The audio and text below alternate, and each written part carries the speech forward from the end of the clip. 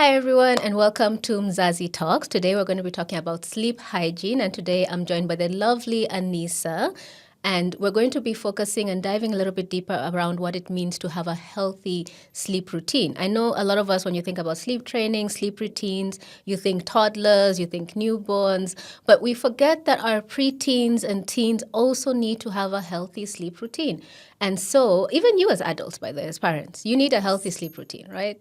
So, we're going to learn a lot today and just dive a little bit deeper into how we can ensure that our teens and our preteens are having a very healthy sleep routine as well.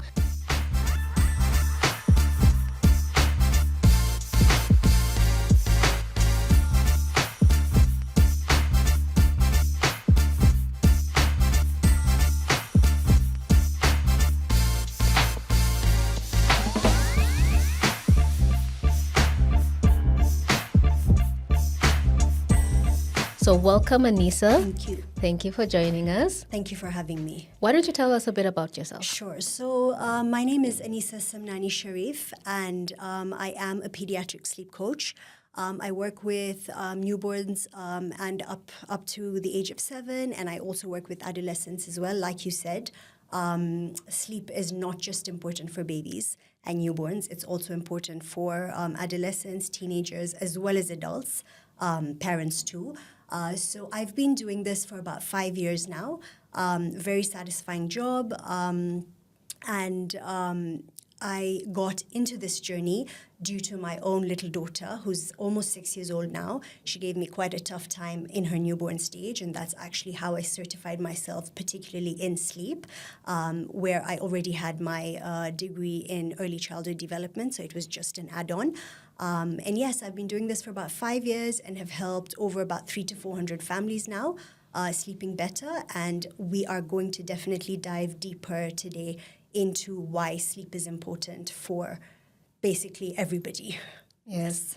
That's amazing. And it's interesting how our kids help us find our passion, right?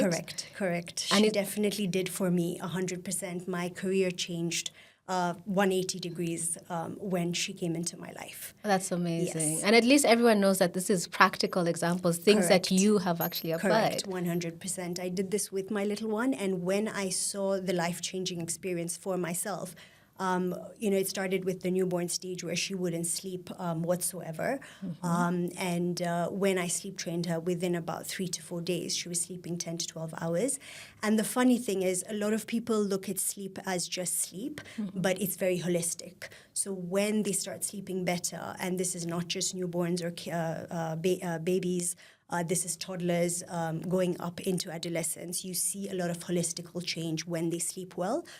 So you look at development, growth, mental wellness.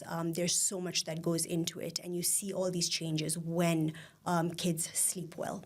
That's amazing. Yes. So what does sleep hygiene actually mean? Okay. So basically, sleep hygiene are the habits and behaviors that you incorporate into your daily lives to help the quality of sleep. Okay, so these are things like consistent bedtimes, having a bedtime routine. And a lot of times when we think about bedtime routine, like you said, we're thinking babies. But every single person actually does need a bedtime routine. And basically what we mean when we say a bedtime routine is just a consistent number of activities that you do to kind of wind down before you're actually getting into bed. And putting yourself to sleep. So you don't want to rush yourself before you're getting into bed. You're doing something such as a 30 to 60 minute wind down where you're doing maybe a bath, a read of a book, some listening to some podcasts, of things that you like to listen to. Journaling is extremely good. Obviously, keeping the screens very far away from you before sleeping, and a lot of us tend to not do this. Yes. So we do definitely need to do that. And dimming the lights actually really, really helps because it actually helps with the melatonin hormone, which is the sleepy hormone. Doing these things makes a huge difference. And then also the environment of the sleep is very important. So a dark, quiet, cool environment actually helps a lot when it comes to sleep for, again, both adolescents as well as adults. Yes. I hear you there, especially around the phones. I am a culprit. I will Yes. try to get in one more email, one more, just quickly go through maybe a report or something Correct. while in bed. So I am Yes. definitely a culprit of And that. that's extremely stimulating for our minds. And when it comes to adolescence, one thing that as parents we can definitely change is when they're on a routine and they come home from school, the first thing that we need to try and do is get them to finish their homework so that that's done, and then they're now winding down. So then it's dinner time, bath time, and then it's just maybe some journaling, some easy reading, and then to bed, because you do not want to do homework or work as an adult right before getting into bed. There's actually a rule as a sleep trainer that we use, and we actually say we shouldn't be taking any laptops, any phones, and any homework if you're an adolescent into bed with you. So screens should actually be left out, even your phone. They should actually be, we call it a family boundary, where not just adolescents, but even adults follow this. Because a lot of times with adolescents, as parents, we all know they don't always follow what we say. So if we practice what we preach and make it a family rule rather than just a rule for the kids, it's followed a lot more, and they feel more in control because they feel like, okay, my mom and dad are doing it too, so it must have some advantage. So you leave your phones out to charge overnight. So by, for example, 8 o'clock, no more phones, have some family time bonding, and then into the room for a bit of a 30-minute bedtime routine, and then into bed. And you will find that when you take the screens away, you actually find yourself falling asleep a lot easier than otherwise, because of the blue light that really stimulates our brains. So that's a huge, huge thing, especially in today's age. I mean, screens are big. Yes. Yes. That is true. Yeah. Wow, a lot of notes from myself as well. Just not having my laptop right next to me and my phone. Correct. There's something else that you mentioned there around dimming the lights, and I want to dive into that. You talked about how it's important to dim the lights, that I believe just to start the whole rhythm of falling asleep. Correct. So what happens in scenarios where kids are afraid to sleep and the parents leave the lights on for a bit and then come and turn them off later? So again, first of all, when it comes to newborns and babies, they don't have fear of the dark. So up until about 18 months to 2 years, we don't use night lights whatsoever, because that's when fear of the dark starts creeping in and they actually understand fear. So after 18 months to 2 years, a dim light is particularly okay to use, but we want to use red lights. So they're actual red lights to use as night lights that do not interfere with your melatonin, which is the sleepy hormone. So they can leave that on even through the night, even with adolescents. It's absolutely fine. If there are some kids who are afraid of the dark or don't want complete darkness, that's okay. But no blue lights and no white lights. Okay. Yes. Oh, it's interesting. Yes. All right. And these are things that people can find at the local store, right? Yes. You can look for them even on Jumia. There are red lights. If you look on Amazon, it would take a little bit longer to get through, but it would come. Okay. And they're good quality ones too. All right. Yes. So why don't we actually talk about the pattern? Because you said up to 18 months, they don't have the fear of the dark. Correct. Older ones do. Correct. So what is that sleep pattern? How does it transition from newborns all the way until 18? Perfect. So basically, initially, when babies are young, they're just sleeping all the time. So up until about... And they're so cute when they sleep. They are cute. And that's the time they're not giving you a hard time, usually. Up until about 3-4 months, they don't generally give you a hard time. They're just sleeping, 20 plus hours of the 24 hours. But when they're before about 12 months, they need about 14 to 17 hours of sleep. So this is nighttime sleep of about 10 to 12 hours, plus a good 4 to 5 naps in between with awake windows, as we call them. So that's basically the amount of time that they should be awake before they get overtired and overstimulated. Okay, and then when they get to about 6 to 12 months, the naps drop to about 2 to 3 naps a day from 4 to 5. So the amount of sleep reduces to about 12 to 15 hours per day. And then toddlers past the age of about 15, 16 months are now just on one midday nap, which is a long nap, about 2 hours long, and then they just do the nighttime sleep. So this adds up to about 10 to 14 hours of sleep. And then when it comes to now school-age children, so this is 6 plus, up to the age of about 12, they need about 9 to 12 hours. And then when we come into our teenagers, you need about 8 to 10 hours of nighttime sleep. Unfortunately, research actually shows that 70% of teenagers do not get the adequate amount of sleep, which is just 8 to 10 hours. And that's actually not a lot, because I think a lot of adults also need that much 8 hours, sleep yeah. to be able to function and be productive the next day. And this is now linked to mental wellness, productivity, IQ in school, development all through sports-wise, academically-wise. So when they're not getting those 8 to 10 hours of sleep, we are we're doing injustice to ourselves and to our little ones. And the funny thing is, there's a fascinating fact that, a lot of times when we have our teenagers and they want to sleep in the morning, we call them lazy. But the fascinating fact is it's actually not laziness, it's actually biology, because when they get to the adolescent age, our circadian rhythm actually changes. So what happens is our melatonin starts checking in later in the evening. So initially, a good bedtime for kids is about 7, 8 o'clock. But when we get to the adolescent age, it starts happening more towards 10, 11, even midnight. So teenagers actually find it hard to fall asleep before 10, 11, 12. And this is not because, as much as you do, even stimulation-wise, biology shows us that melatonin starts checking in later in the brain. So even if they're in bed, they'll toss, they'll turn, and finally fall asleep at a certain time. So there's actually been a lot of talk and debate in the West, especially, on whether school timings should change for adolescents. So because they're not able to sleep early, in the morning it's hard for them to wake up, and they're not also getting the adequate amount of sleep. So should we change the morning time from 7 a.m., for example, or 8 a.m. to a little bit later, so that they're actually able to get up at around 9 and then make it to school for a productive day and maybe have school a little bit later, because this is biology, as I'm saying. So, when adolescents can't wake up in the morning, we call them lazy, but it's actually, natural. It's biology. Yes. That is very interesting. Just hearing you saying that, because it is a pattern that I'm seeing in my oldest. Before, by 9, she was in bed, she was asleep. Yes. Now I'm finding that it's getting harder for her to sleep at that time. Yeah. And you'll find that she switched on the lights, she starts to read a book, or she's coloring. And it's only, interesting as you're saying, it's only until like 11 is when she wants to sleep. Correct. So that is quite fascinating. And there's a valid point there, in that we need her, and most parents need their teens to sleep early because they have school. Exactly. And school is at a set time for all the kids. And another thing is, I think now school is a lot more demanding than it was before. Like the amount of homework they get, the amount of stimulation their work has as compared to before. Before, I think we would come home and just play.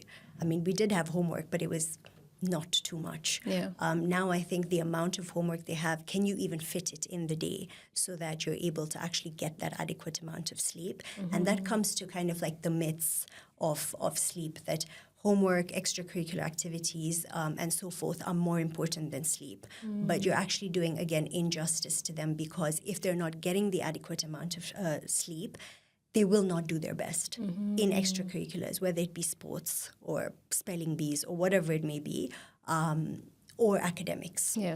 So the better they sleep and the adequate amount of time they sleep, the better they will do in extracurriculars and in their homework and in their academics. So it's kind of like a game you're fighting from both sides. So then what can we do as parents? Because we know for certain it's going to take a while, and there's a lot of complexities having different times for different age groups. So what can we do as parents to help our kids get adequate amount of sleep? Is there such a thing as catching up on sleep, having them sleep when they come back from school? So I wouldn't say napping is good for adolescents, because if they nap too late in the day, they're not going to be able to sleep at night. But I think as a family unit, you can sit down and come up with a routine that works for your particular family. So depending on the time they come home, depending on what extracurricular activities they have on particular days, you make a particular, timing. So you have it put on the fridge, for example, and okay, Monday, this is the routine we're following. Tuesday, this is the routine you're following.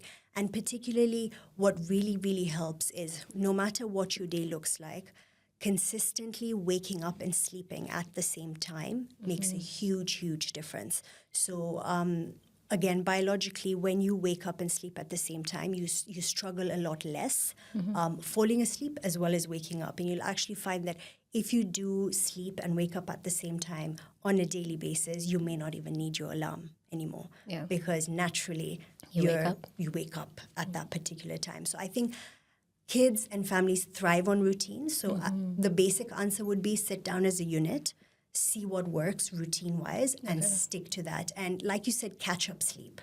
So when we talk about catch-up sleep, a lot of times we say, okay, it's fine, we won't sleep well during the week, we'll sleep less, and then we'll catch up on the weekend. But I like to give the example of, can you not eat through the week and then catch up with a big meal on Saturday or Sunday? You cannot. So that's the very, very simple and easy answer is no. Sleep debt is sleep debt, and you will never be able to fully recover sleep debt over your weekend. So no, you cannot catch up on sleep. That is interesting. I know a lot of people who try to catch up over the weekend and get maybe 5-6 hours sleep on weekdays. So that's a very good thing to put out there. And the funny thing is, when you do catch up on sleep over the weekends, by the time you're getting to Sunday evening, because let's say you've tried to nap also in the day, you've had a late start to the day, when it comes to Sunday night and you need to get to bed early because Monday's an early morning, you're struggling to fall asleep again because you've napped so much through the day. So then you struggle to fall asleep on Sunday. By the time you're falling asleep, maybe it's past midnight. And then Monday, it's a vicious cycle again because you're struggling to get up again. So the easiest way is just consistent bedtimes and wake-up times through the week.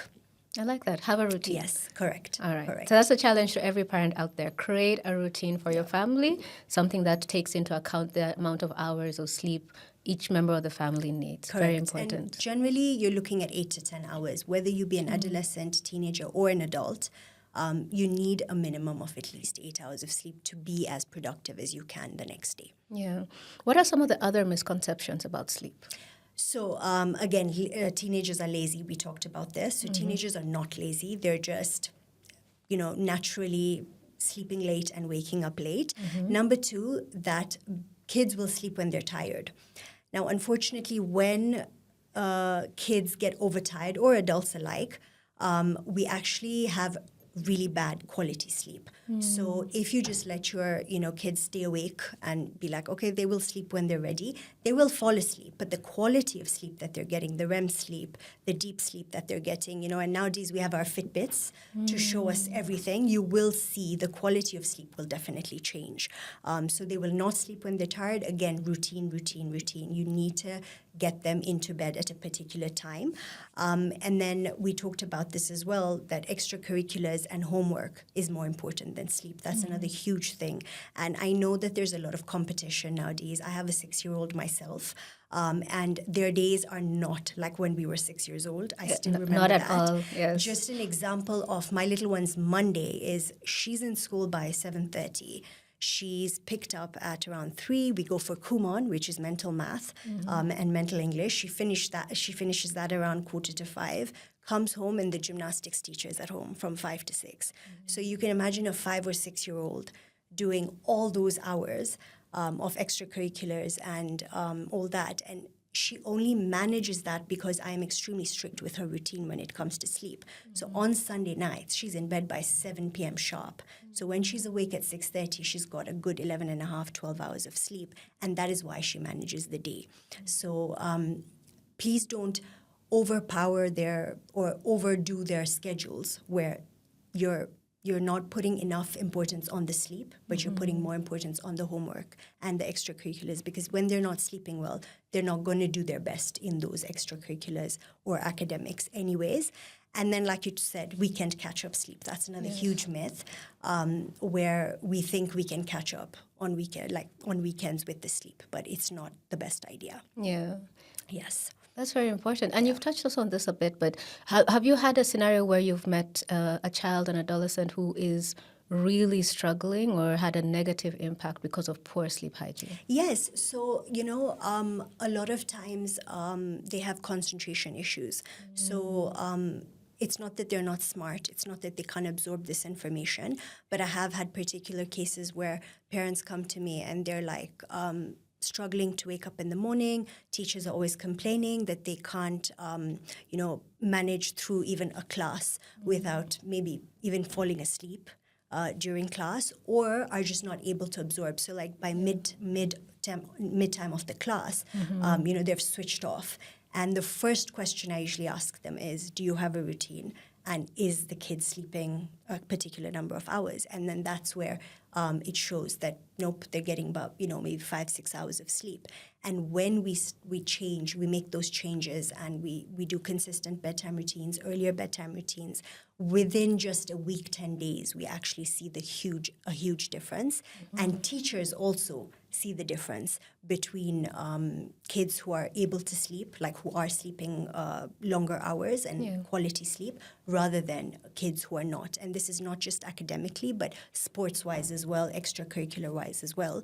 You see the difference. Yeah. Yes. It's about the whole child, really, right? Correct. Because you have to factor in everything. You have to factor in, yes, academics, but also sleep, also health, nutrition. Exactly. And, a lot of times people, like especially successful people, they say you're wasting time sleeping. Sleep is literally not wasted time. You are doing yourself so much justice when you're getting that 8 hours of sleep, because the amount that you will be able to do and absorb, you will not believe yourself. And I've seen this with my own little one, because I have seen that because she sleeps well, her teachers actually asked me, she's very different from the other kids. Like, she's able to concentrate. She asks for more work.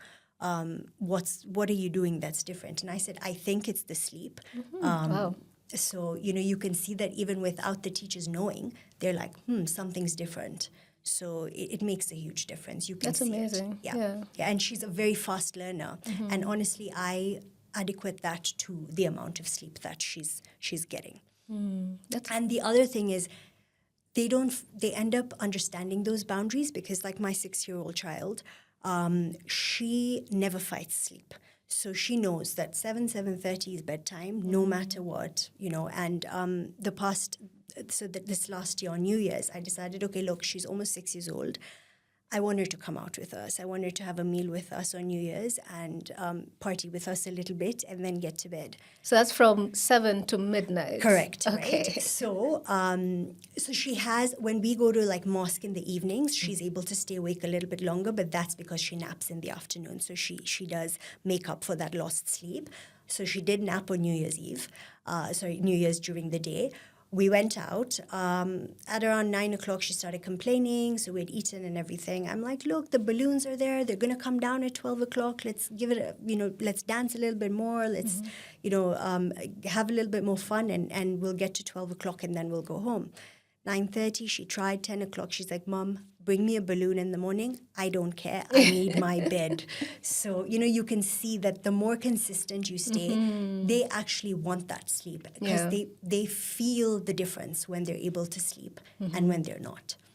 So, and she had already got it into her own rhythm. Exactly. And then a lot of times also, we find like, even at restaurants and stuff, like you've taken the kids out, but then they end up falling asleep. So what's the point? Like do lunches, do early dinners, do suppers, but then get them into bed at an adequate, time. Of course, there are events where you don't want them to miss, weddings and so forth. That's fine. Once in a while, you will not be as consistent. But in general, you want to try to keep consistency. Yeah, and it's interesting to hear you also talk about kids falling asleep in school. I remember for us in high school, because of how little time you had evening preps, you had morning preps, half the time we were always asleep during class because we were up early, we were sleeping late. Correct. But I want to also dive into the impact of poor sleep hygiene on mental health. Yes, so it's actually very much linked to anxiety and depression. Okay. So you will find that kids who get less than 8 hours of sleep are more likely to harm themselves, are more likely to have symptoms of depression and anxiety. Why is that? So again, lack of sleep. Same thing. So you're not rested enough.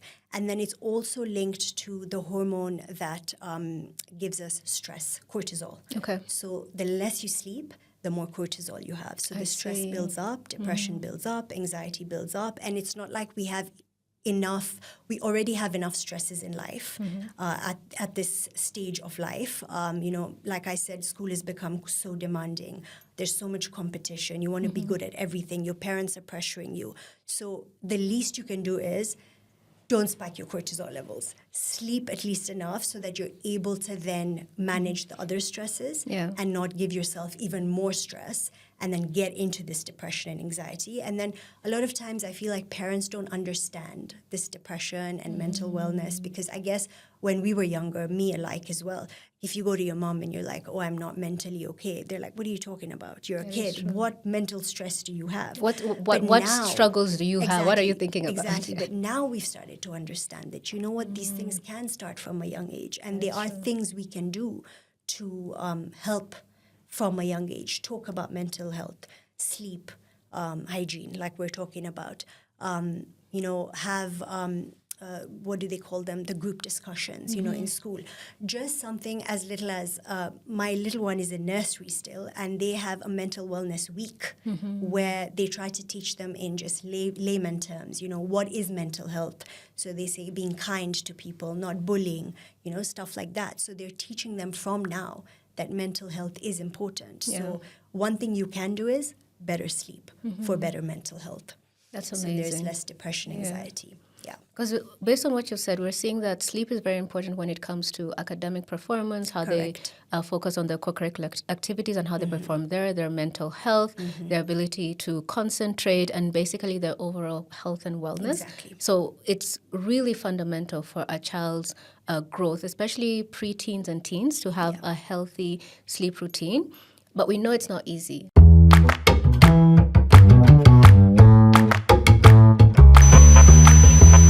Hi parents, so I want to talk to you a bit about mentorship. Now, I know a lot of us growing up, we didn't really have mentors or people who could really guide us on how to understand the emotions of what we're going through, how to make informed decisions, or even which courses to pick in university. But it doesn't mean that our children have to struggle as well. Right now, they live in a world where they're exposed to a lot of things and they may not understand all of it. So I would encourage you to sign your child up for the Budding Leaders program. Right now, we have our digital mentorship program where you can register your child onto our platform and they're able to chat with a mentor through our guided psychologist-backed curriculum, and also have additional one-on-one with one of our psychologists just to get that extra support on how to cope with everything that they're dealing with, and more importantly, how to build a plan for themselves and to really guide them to answer some of those questions that they have.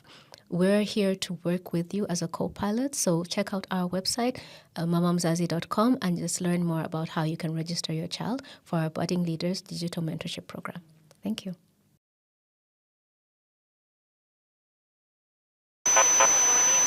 Adolescents, they like to be in control. So if they know that, okay, parents are also following through with these things, they're more likely to also follow through.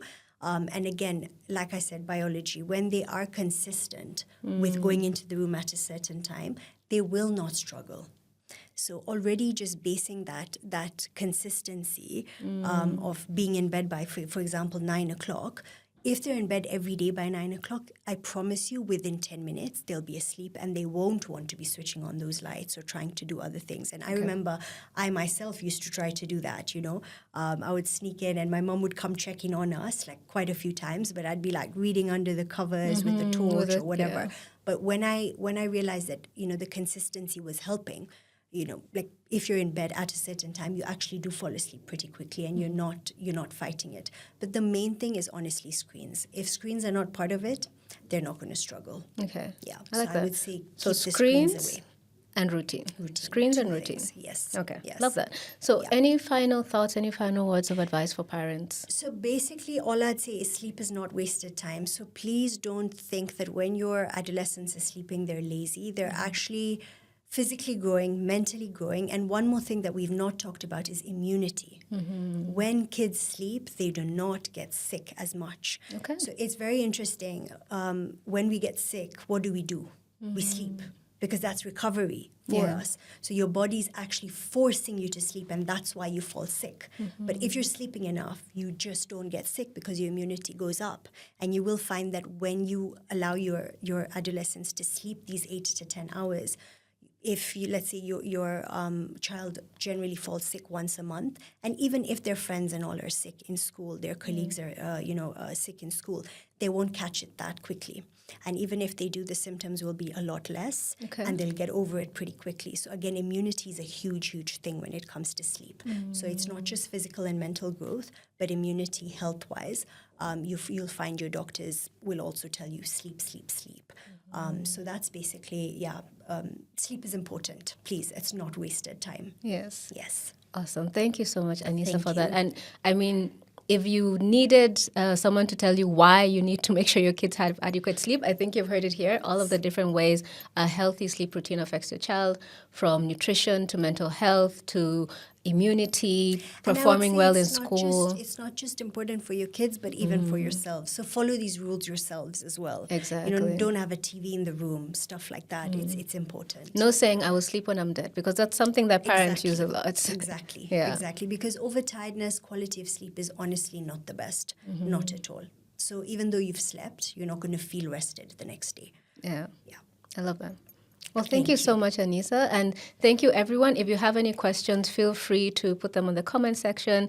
And of course, we have a lot of information on our platform as well. And if you'd like to speak to Anissa to get additional consultancy support for your family, for your household, feel free to reach out and we'll be able to connect you as well. Perfect. Thank you so much, Anissa, for coming. Thank you so much for having me. Yes. It was lovely. We've learned so much today. I I hope appreciate so. it. Thank you so much. All right. Have a good rest of the day, everyone. Bye-bye.